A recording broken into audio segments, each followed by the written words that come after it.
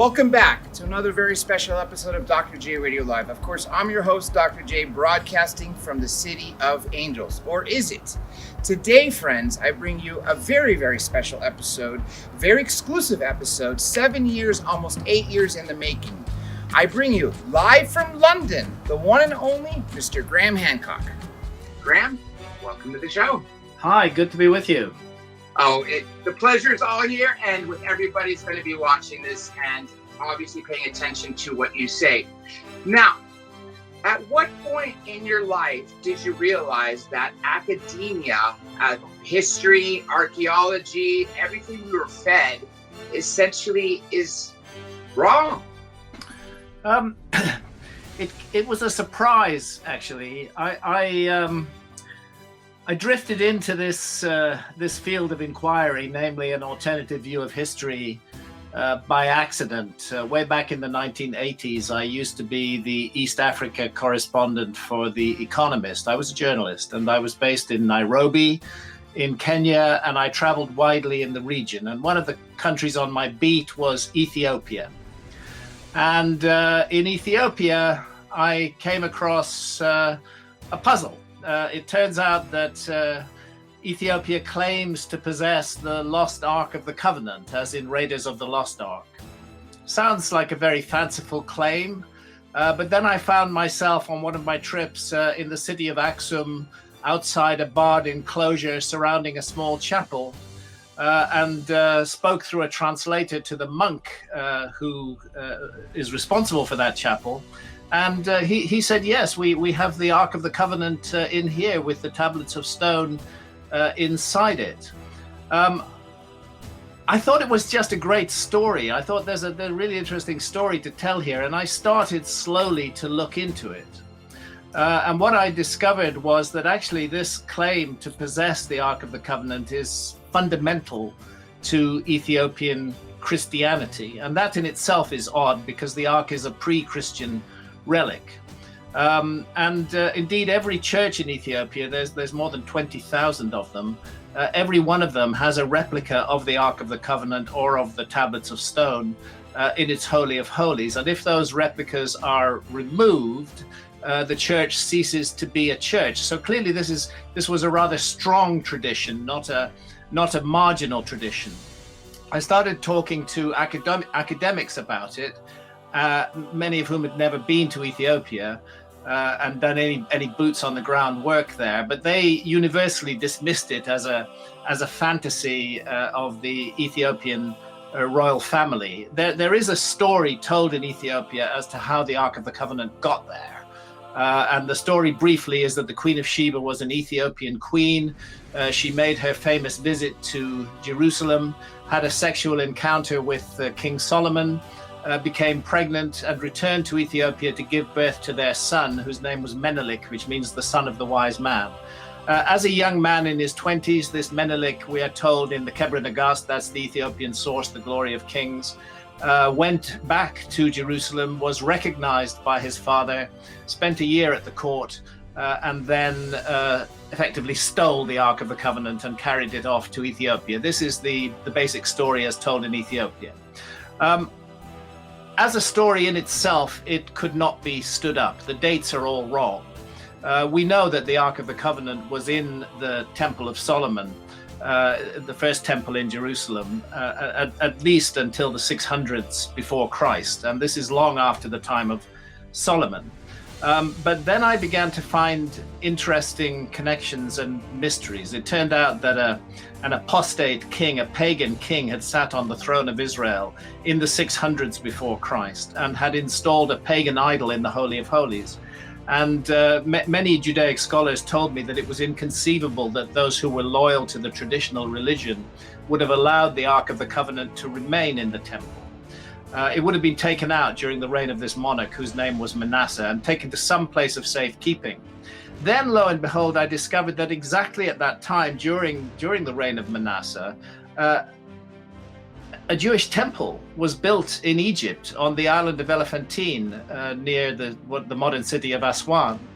And this temple is not just some sort of fantasy. It's an archaeological site which was in the 1980s and 1990s being excavated by the German Archaeological Institute. There's no doubt whatsoever about its existence. The mystery is why it was ever built there in the first place. But it made sense if it was built as a place of refuge for the Ark of the Covenant. Again, to cut a long story short, this is fact, not speculation. That Jewish population on the island of Elephantine remained in place for another 200 years until the 400s before Christ, at which point there was a conflict with the Egyptians and they were driven out. And it's thought this was because they were sacrificing rams, and the deity of the island of Elephantine is Khnum, a ram-headed deity. No evidence that they were massacred, they were just driven out. No evidence that they went north through a hostile Egypt. A lot to suggest that they went south following the Nile River system. The Blue Nile ends up in Ethiopia. It ends up in its sources in Lake Tana in Ethiopia. And that is the heartland of people who are known as the Falashas. They call themselves the Beta Israel. These are Ethiopia's indigenous Jews. And they practice an Old Testament form of Judaism. They don't have rabbis, they do have priests, they don't recognize the Talmud, they do have the Torah, as though they were frozen in time from the Old Testament period. And they had their own story about how they had brought the Ark from Elephantine to Ethiopia in this time of turmoil, and suddenly all the pieces fitted together. It made a very strong, in my opinion, circumstantial case. And I was just astonished by the derisory manner in which academics just completely dismissed this without actually doing any legwork or really considering the story closely. In other words, the Ethiopian claim to possess the Ark of the Covenant may be based on fact, not the fact in their national epic, but a solidly researched series of historical clues. That was the time when I began to realize that we can't take everything academics say at face value, that they have a vision of the past, they have an idea of the past, and all too often their work is to make facts fit into that pre-existing vision, even if it involves distorting and bending and twisting and actually ripping up those facts. And I carried that skepticism of academia into my later work. The book that I wrote about Ethiopia's claim to possess the Ark of the Covenant is called The Sign and the Seal, A Quest for the Lost Ark of the Covenant. It was published in 1992. But I followed that up in 1995, with what is probably my best known book, which is Fingerprints of the Gods, which is a quest for a lost civilization. What I carried with me was my skepticism of academia. During the research for The Sign and the Seal, I had to go to Egypt for the first time, and I found myself in front of the Great Pyramid, this 6 million ton wonder with a 13-acre footprint, 481 feet high, just a perfect monument. And academics are telling me it's built as the tomb for a specific pharaoh in the 4th dynasty. And I thought, hang on, this is just them again, sticking us with their preconceived notions and not really examining their evidence. There's no evidence that the Great Pyramid was ever intended as a tomb. Its purpose is much more complicated, much more mysterious than that. Well said. And as a matter of fact, we are still discovering things with regards to the pyramids of Giza that 50, 100 years ago or any time in the past, it contradicts to what they used to know. And still, it's something of serious mystery. And I don't know what it's going to take to actually figure out the mysteries, unless somehow we're able to decipher. I don't know, is there any missing hieroglyphics or anything in the past or anything in the pyramid that would give credence to who built them? Because to say that all those blocks and tons were carried by slave labor and stacked in such a... Well, that's obviously rubbish. I've had the privilege to climb the Great Pyramid 5 times, and this is a work of skilled artisans. This is not the work of begrudging slave labor. This is the work of people who were masters of their craft in every possible way. Everything about that monument is perfection. And while we may not find texts which tell us about it, it is in itself a form of document or a form of text. The fact that it encodes the dimensions of the Earth on a scale of 1 to 43,200. Measure the base perimeter of the Great Pyramid, multiply by 43,200, you get the equatorial circumference of the Earth. measure the original height of the Great Pyramid, multiply by 43,200, you get the polar radius of the Earth. Actually, academics know this, but they, of course, believe it's a coincidence. I can't think of anything less coincidental, since the scale used is a scale defined by a key motion of the Earth itself, and that is the precession of the Earth's axis, which unfolds at the rate of 1 degree every 72 years. 43,200 is a multiple of 72. So right there in its architecture, in its design principles, the Great Pyramid is telling us that it was built by people who knew that the Earth is a planet, who knew the dimensions of the Earth, and who understood the key motions of the Earth. And that is way beyond anything that is supposed to have been available in Egypt in the 4th dynasty. Let me be clear, however, I do not seek to divorce the Great Pyramid from the ancient Egyptians. The Great Pyramid, in my view, is a multi-dimensional project. I think that certain parts of it are deeply prehistoric, notably the subterranean chamber, which is cut down through solid rock 100 feet beneath the base of the pyramid. I would trace that back, that very ancient sacred shrine, in the original primeval mound, because the Great Pyramid is built around a natural hill about 30 feet high. I think that was a sacred site going back more than 12,000 years ago. But I do believe that the pyramids were built by the ancient Egyptians with the skills and the abilities that they have, but drawing upon very ancient knowledge handed down to them from prehistoric antiquity. So I want to be absolutely clear about that. I am not one of those who are saying that the Great Pyramid or the other pyramids were built 12,000 years ago. There is a deep connection between the site of Giza and the period of around 12,500 years ago, a very strong connection.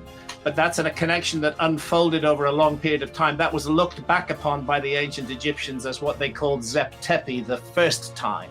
It was a time of enormous importance to them, and they constructed these monuments as a shrine and as a memorial to that period. But I'm very clear in my own mind that the ancient Egyptians were involved in the largest part of the construction of the Great Pyramid. Now, it's clear to me, and I want to say most, if not all of the academics, that we have some lost knowledge. Now, the degree of what's lost varies depending on who you speak to. Now, if I went to, Stanford and spoke to the archaeology department ahead, I'm going to hear that the Giza pyramids were built 2500 BC. Mm-hmm. But and what you would be hearing would largely be correct. Okay, so with regards to ages, what ages that are in history books or in archaeology books of other structures, such as the Pyramid of Giza, Göbekli Tepe, which is fairly new discovery, which ones do they say a certain year that they estimated to be built, but are actually wrong? Well, Göbekli Tepe's construction date is really solidly established because, fortunately, the makers of Göbekli Tepe turned it into a time capsule. It was created around 12,000 years ago, a little bit less than 12,000 years ago, let's say 11,600 years ago. And that site then ran for about 1,000 years, and then its builders completely buried it beneath what looked like and was taken for thousands of years to be a natural hill. Göbekli Tepe actually means the pot-bellied hill in the Turkish language, but that wasn't a natural hill. It was an entirely man-made hill. The entire site was covered up, decommissioned, and passed forward to the future as a time capsule. I'm very satisfied with the dating of Göbekli Tepe at around 11,600 years ago. I see no reason to dispute it or to consider it older. That's a very interesting date. That date, 11,600 years ago, marks the end of a geological epoch called the Younger Dryas, which began 12,800 years ago. So you have 1,200 years from roughly 12,800 years ago to 11,600 years ago of absolutely cataclysmic turmoil on this planet. And there is a growing body of evidence supported by more than 60 leading scientists in the earth science and geophysics fields that what happened was that a very large comet entered the inner solar system probably as much as 20 or 30,000 years ago on an Earth-crossing orbit. However, the comet did not initially impact the Earth. What it did, what almost all comets do, is it began to fragment into multiple fragments. until those fragments produced a debris stream that was 30 million kilometers wide, with little filaments of debris within it, some of them containing very large bits of the comet, some of them containing much smaller bits of the comet. And the evidence is that in that period between 12,800 and 11,600 years ago, the Earth's orbit intersected several of these filaments, and there were repeated bombardments of the Earth by fragments of this former giant comet. And when I say giant comet, I mean an object that would originally have been about 100 kilometers in diameter, but which broke up into multiple fragments. Everybody knows comets do this. We all remember Shoemaker-Levy 9 hitting Jupiter in 1994. The tremendous damage that it did to the surface of Jupiter, and the fact that Shoemaker-Levy 9 broke up into 21 fragments before it bombarded that planet. So something similar happened to the Earth.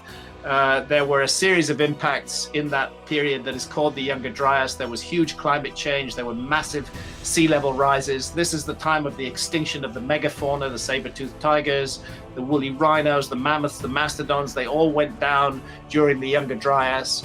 And I would suggest that we lost track of a much more advanced than is normally given credit for, a much more advanced human civilization at that time. Yes, there were hunter-gatherers in the world at that time. I would say the majority of the world's population were hunter-gatherers, but there were also much more advanced peoples who we would recognize as a true civilization today. I'm not saying they were flying to the moon or building trains, but I am saying that they had an advanced knowledge of the cosmos, very sophisticated information, and they were capable of creating enormous projects. And Göbekli Tepe, which I've had the privilege to visit many times, is a truly astounding and incredibly ambitious piece of megalithic architecture on an absolutely enormous scale. What it ties into with at Giza is the Great Sphinx. I've said that I believe the pyramids were at least completed and substantially built by the ancient Egyptians themselves on the basis of a legacy of knowledge from the deep past. But the Great Sphinx comes from that time that the ancient Egyptians called Zeb Tepe the first time. The Great Sphinx is a work that was created during the Younger Dryas between 12,800 and 11,600 years ago, exactly like Göbekli Tepe. With regards to lost knowledge, one great thing that me and you and several other people that have paid attention, with regards to the placement of the pyramids, they align to our solar system, to planets, right? And wouldn't that be No, not to my knowledge. I've never come across that notion that they align to any particular planets. What the three great pyramids of Giza do is they represent on the ground the three stars of the belt of the constellation of Orion. And here's a curiosity, because of this phenomenon that I mentioned, the wobble on the axis of the Earth that's called precession. Because the Earth is the viewing platform from which we observe the stars, the positions and rising times of the stars in the sky over periods of thousands of years change very, very, very gradually. And one of the mysteries of Giza is that the patterning as above, so below of Orion's belt on the ground in the form of the three great pyramids is as those stars looked 12,500 years ago, approximately. However, there are narrow shafts cut through the body of the Great Pyramid, which point to four stars, two in the southern sky, two in the northern sky, and they lock into those stars in the epoch of 2,500 BC, 4,500 years ago. So there's a very complete time scan there, which is what the pyramid is saying to us is, we remember the date that you call 12,500 years ago, but we also remember the date that you call 4,500 years ago. They're an interdimensional project connecting those two dates, in my opinion. This is just my view. I'm not claiming this is fact, but it's based on 30 years of work in this field. And by the way, we must pay credit to Robert Bauval with his 1994 book, The Orion Mystery. Robert put on the map the Orion correlation, the very powerful evidence that the three great pyramids are modeled on the three stars of the belt of Orion.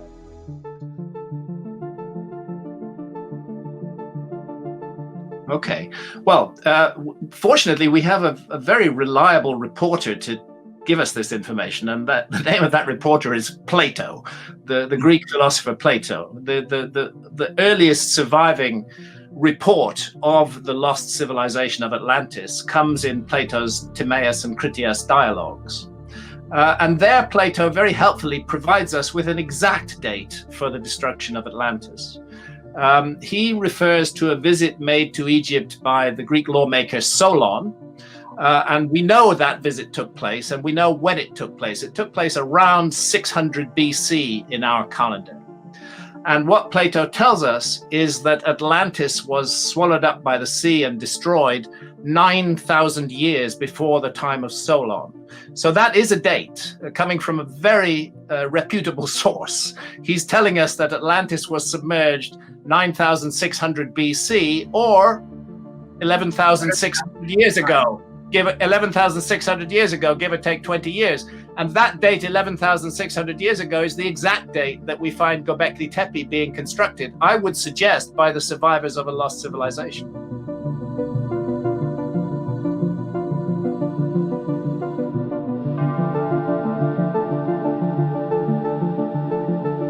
Yes, I do, twice. At the beginning of the Younger Dryas, very puzzlingly, because the Younger Dryas, what you need to understand about the Younger Dryas is that for 2,000 years before it, the world had been gradually and politely warming up. This was the Ice Age. North America and Northern Europe were covered in ice sheets miles deep, enormous quantities of ice. And as a result, all that water locked up in ice on the ice caps, sea level was much lower than it is today. Indeed, at the peak of the Ice Age, about 21,000 years ago, sea level was 400 feet lower than it is today. And that 400-foot rise in sea level occurred in a series of episodes following that. But the interesting thing is that the Younger Dryas, which sets in 12,800 years ago, follows a period of warming, but it's an instant deep freeze. The world suddenly gets incredibly cold again. But puzzlingly, there is a huge release of meltwater into the world ocean at that time, and sea levels rise significantly. This is not something that you would expect in a period when the world has gone cold. You would expect the ice to stay ice and not turn into water. But the argument of what turned it into water is very simple. Comet impacts, fragments of this giant comet impacted the North American ice cap. Tremendous amount of heat and shock were released, and this caused a huge flow of meltwater into the world ocean. Then the world stabilizes again, very cold period for the next 1,200 years, and then suddenly, massively it warms up, and the last of the ice caps 11,600 years ago collapse into the world ocean, and that's what geologists call meltwater pulse 1b. It's a huge rise in sea level. If we were to face such a rise in sea level in the range of 40 or 50 feet today, it would wipe out our civilization completely, because so much of our civilization is based around coastlines. That happened with meltwater pulse 1b around 11,600 years ago, and the evidence that suggests what happened is that there was a further bombardment of cometary fragments. But this time, instead of hitting an ice cap, they hit an ocean. They hit the ocean, send up a huge cloud of water vapor into the upper atmosphere, creating a greenhouse effect that causes the last meltdown of the ice sheets. It's a theory. It's supported, as I say, by more than 60 major scientists. They call themselves the Comet Research Group.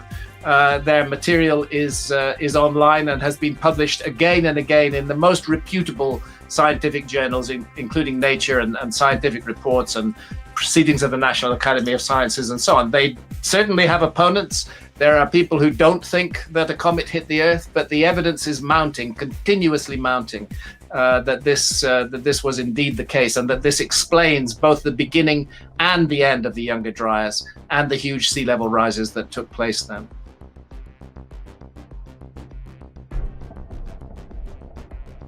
I mean, it's clear now that anatomically modern humans are a hybrid species. We are a hybrid species, and we carry in our DNA the DNA of other ancestral species with whom we interbred to form ourselves. And those are primarily the Neanderthals, who go back 700,000 or 800,000 years into the past, and a more recently discovered species called the Denisovans, And the type site for the Denisovans is a cave in southern Siberia, which it's been my privilege to visit.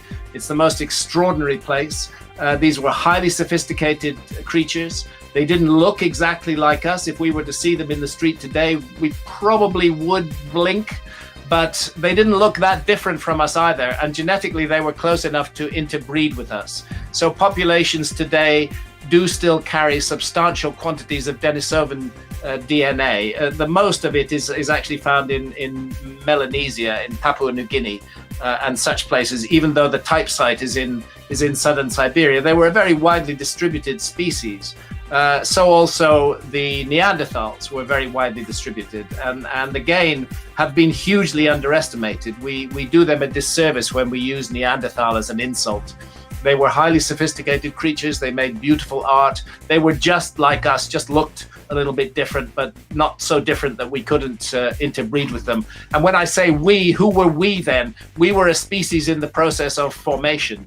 We're the result of all these encounters with different hominids over long periods of time. Homo erectus goes back more than 1 million years. I think the species that you're referring to in the Philippines is, or in that area in general, it's actually on the island of Flores, is the so-called hobbits. Homo floresiensis, the little creatures, but again closely related to us. So the story of human ancestry is getting more and more complicated. We do have probably the earliest anatomically modern human skeletal remains so far found have come from Morocco, and they date back about 350,000 years. So what's happening is that the ancestry of the human species keeps getting pushed back. I don't mean to very primitive ancestors. I mean to rather sophisticated ancestors. And this, to me, is another reason to consider the possibility of a lost civilization. Because, if we accept the historians and the archaeologists at face value, the first civilizations aren't supposed to have emerged until 5,000 or 6,000 years ago, with ancient Sumer in Mesopotamia. But it just doesn't make sense that we would have creatures with all the capacities that we have, indeed anatomically modern humans living on the earth for 350,000 years, and they would wait until just 6,000 years ago to form a civilization. I'm convinced that there's something very, very major missing from the picture of our past, and that's really what I've devoted my work to for the last 30 years, is tracing down that possible lost civilization of prehistoric antiquity.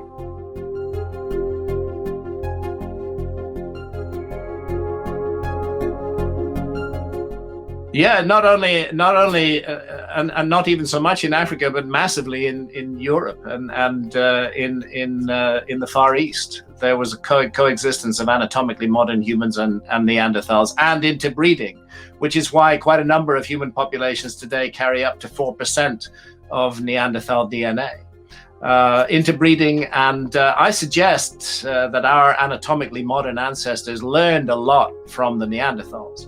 The Neanderthals were the masters of the Ice Age world, and our ancestors coming out of Africa, migrating into Europe, would have encountered the Neanderthals. We know they encountered them because we have their DNA, and would have learnt a huge range of skills from them. So rather than seeing the Neanderthals as primitive, stupid sort of ape men, we need to see them as rather beautiful, highly sophisticated creatures who really had mastered their environment and passed on their knowledge to us.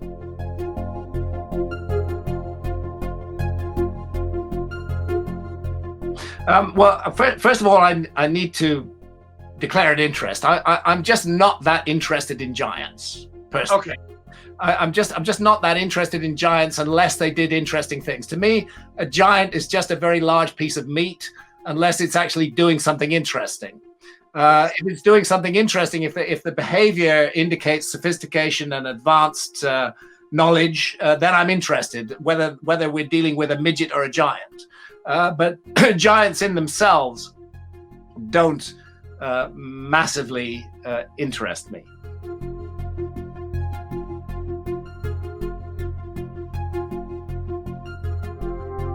You would be setting down in writing the oral traditions of your people.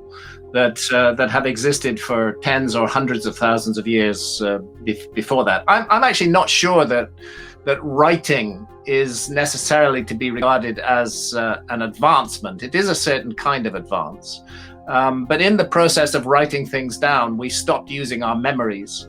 And I think if we go back into the ancestral past, you will find that human beings had much longer, much more detailed, much more intricate memories than we do today. We live in an instant culture. We set stuff down in writing and then we just forget about it. We can always go back and refer to the written document.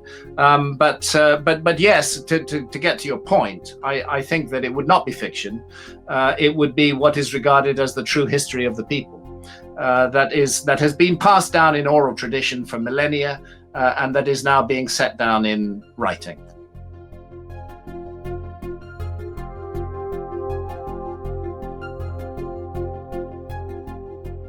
Well, I've noticed an evolution in the academic attitude to mythology over the last 30 years.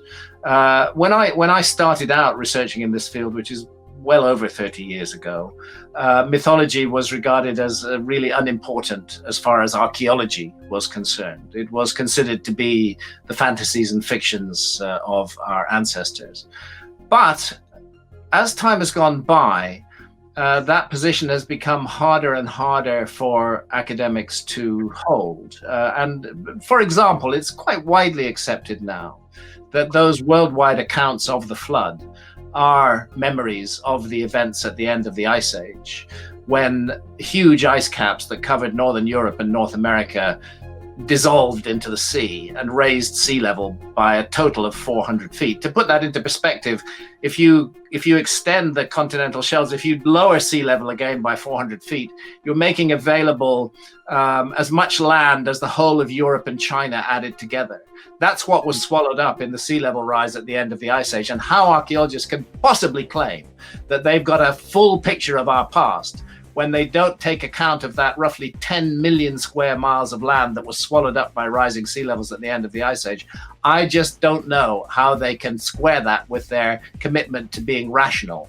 There is a thing called marine archaeology, but by and large, it's focused on shipwrecks from the historical period rather than looking for a lost civilization, because of course archaeologists don't believe there ever was a lost civilization. I spent 7 years of my research life scuba diving all around the world, and I can tell you that the continental shelves are full of man-made ruins that were covered by sea level rise at the end of the last ice age. Nevertheless, academics are beginning to recognize, for example, Aboriginal myths from Australia, speaking directly of sea level rise and in the right time frame to speak of the end of the ice age. So I think this is changing, and it's still somewhat disreputable, but it's beginning to be regarded as a reasonable line of inquiry to take mythology into account when you consider the antiquity of particular sites.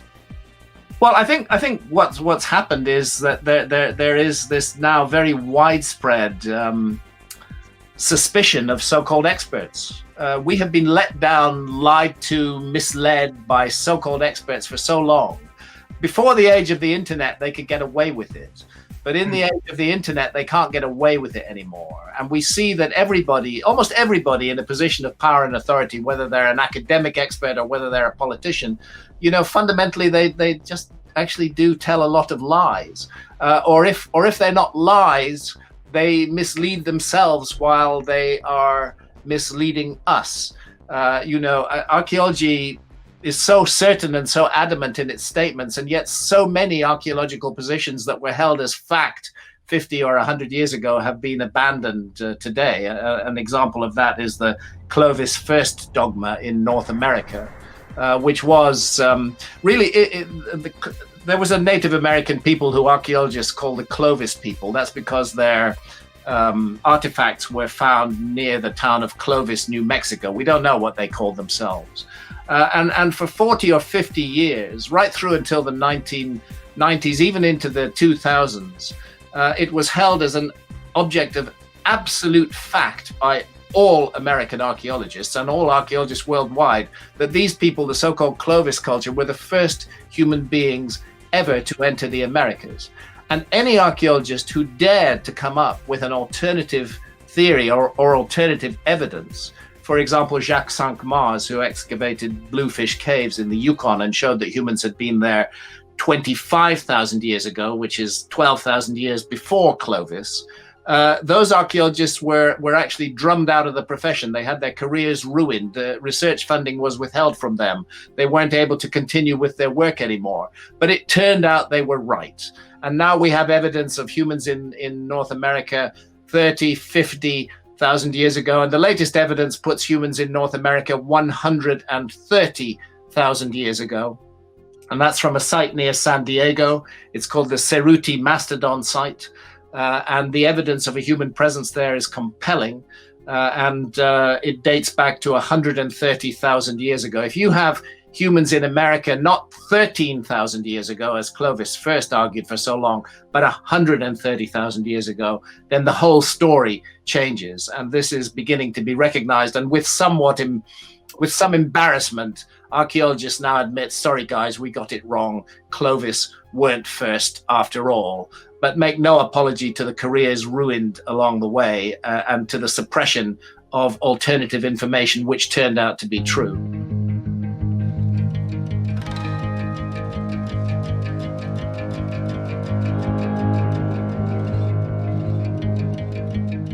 Well, to them, it's perfectly obvious. Of course, they've been in the Americas for an enormously long period of time. Actually, the new evidence that's coming out traces the settlement of the Americas to South America first, and to North America second. And that seems counterintuitive, because the notion was that all of the inhabitants, the native inhabitants of the Americas, came from Siberia across the Bering Straits, which were above sea level during the Ice Age, which were a land bridge during the Ice Age. And it's thought that, everything's traced back to the old world, and then they crossed over the Bering land bridge into North America and then gradually made their way down to South America. Whereas in fact, some of the very oldest archaeological sites are being found in South America, not in North America. And this suggests that our ancestors entered the Americas by boat. Not by land at all.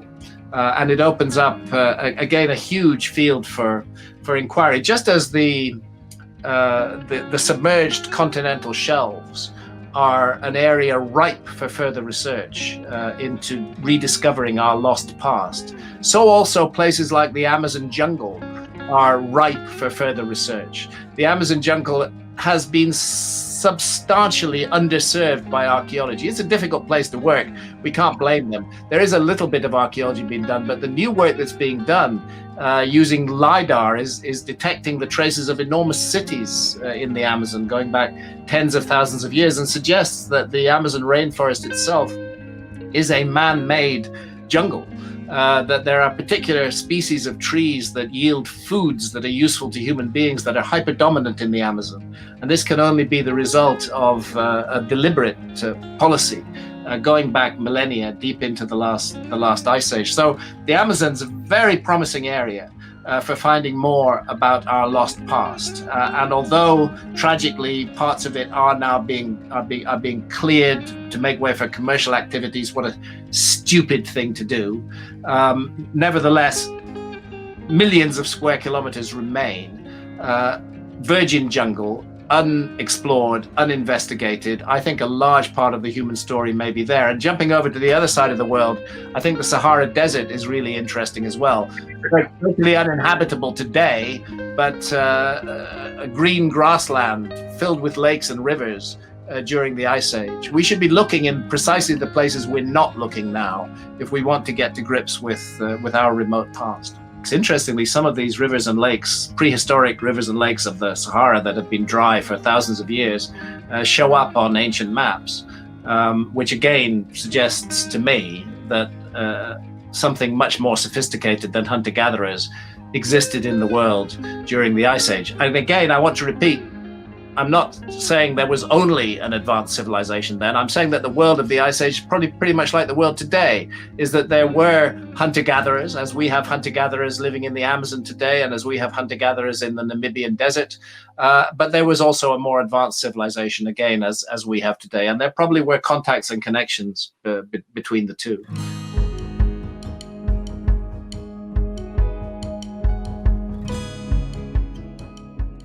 it's puzzling. He's like all human beings. He's complicated. He's not all bad or all good. There are things about Zahi I like, and things about him that I don't.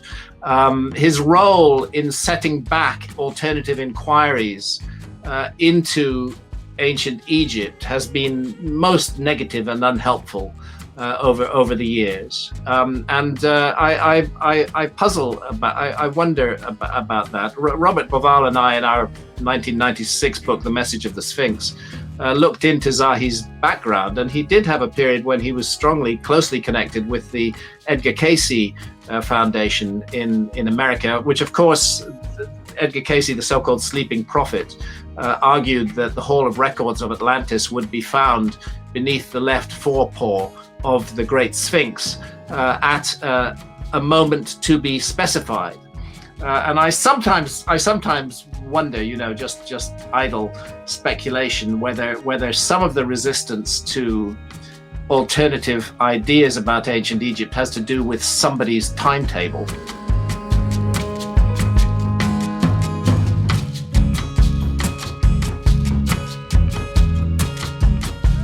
Well, if we are not our consciousness, then we're not anything. I mean, we're not our knees or our stomachs or our shoulders. What makes a human being is our consciousness. It's absolutely fundamental, essential, central part of ourselves, and everything else is just there to support it. So consciousness is paramount, and it's a huge mystery. Science really hasn't got to grips with what consciousness is. The sort of nuts and bolts type of evolutionary scientist would call it an epiphenomenon of brain activity. Such a stupid idea.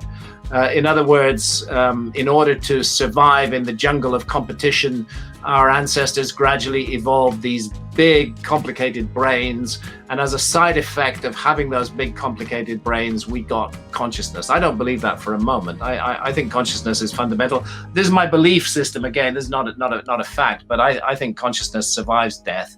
I don't think death is the end at all. I think we're here for an immersive learning experience in the physical realm. But I think that it's consciousness that is fundamental, and I think that consciousness goes on, and every ancient civilization worth the name has investigated and explored the mysteries of consciousness in great depth. And there's a renaissance now in interest in consciousness and what it may mean and what it is. Actually, this comes back to the science of the Amazon, because there are 150,000 different species of plants and trees in the Amazon, but you have to select 2 of them and put them together in order to get the psychoactive brew that we call ayahuasca, the vine of souls. One of them is a leaf, comes from a plant called Psychotria viridis, contains large quantities of DMT, but DMT is not orally active, so you could drink buckets of tea made from those leaves and it wouldn't have any psychoactive effect at all. What you need then, and that's because there's an enzyme in the gut called monoamine oxidase that switches off DMT on contact. So what you need is a monoamine oxidase inhibitor, and that's the other ingredient of the ayahuasca brew. The ayahuasca vine contains a monoamine oxidase inhibitor. So mix together the DMT in the leaves with the inhibitor in the vine and you get orally active DMT. Which is essentially what ayahuasca is, and the extraordinary mysteries that arise from that. Universally documented, good scientific reference on this, good books which show the universal experiences that people who've entered these deeply altered states share, including encounters with intelligent entities who communicate with us telepathically. I know that the nuts and bolts crew regard that as all nonsense, but I suggest they go and have a dozen sessions of ayahuasca and see if they still feel the same. Well, I'm working on a big project at the moment. My wife Santha is a photographer. We've worked together for 30 years, and we're planning to put together a big photographic book. So I'm traveling the world with Santha at the moment, and we're putting this together as a kind of legacy project. I'm 70 years old now. Life on this planet is finite. And strength begins to wear out, but I've still got enough strength to get out there and do the research and investigate the world. And that's what I'm doing right now, as long as the universe will allow. And that's why all the people who read your books and who come see you in person are so vast, because they appreciate that you're doing so and want you to continue. And 70 is still young. Yes. Number of age is just a birthday. I mean, it's just a number. It's what you feel inside. Exactly. Inside, I feel 16. The body tells me otherwise. You know, the aches and pains. I had a bad fall on a recent research trip, which I'm still recovering from. Wouldn't have been the case when I was 40.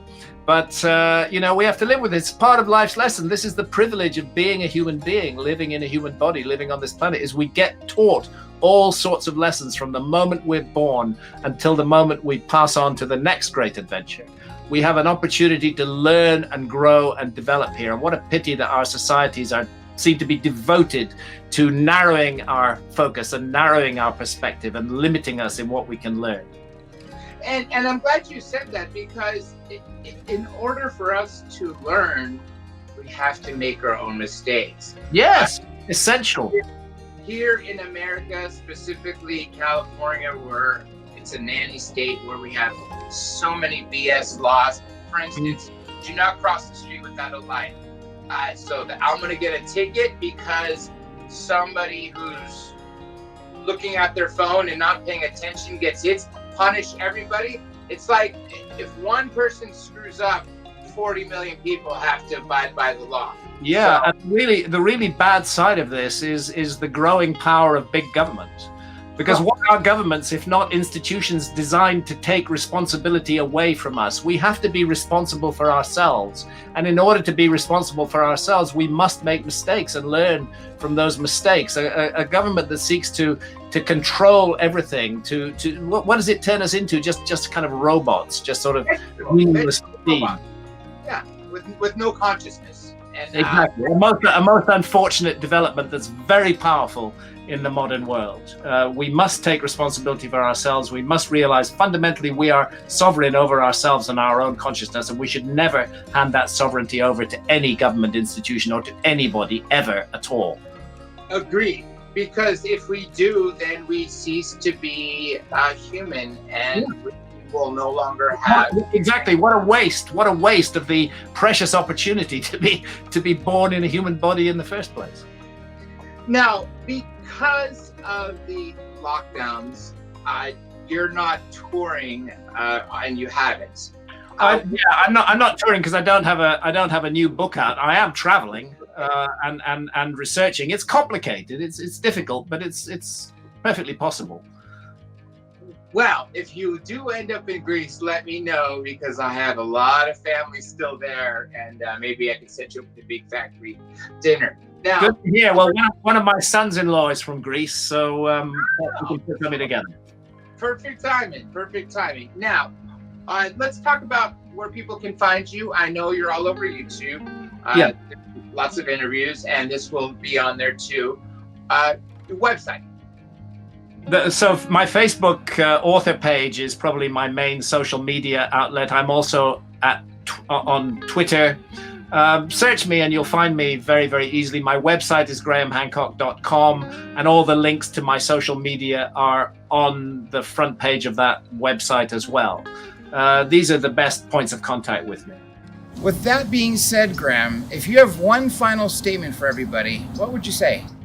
Be grateful for the incredible opportunity you were given to live a human life in these challenging and interesting times. Be grateful. Above all else, we should be grateful. We're incredibly lucky. We're incredibly fortunate. We shouldn't gripe and moan and complain.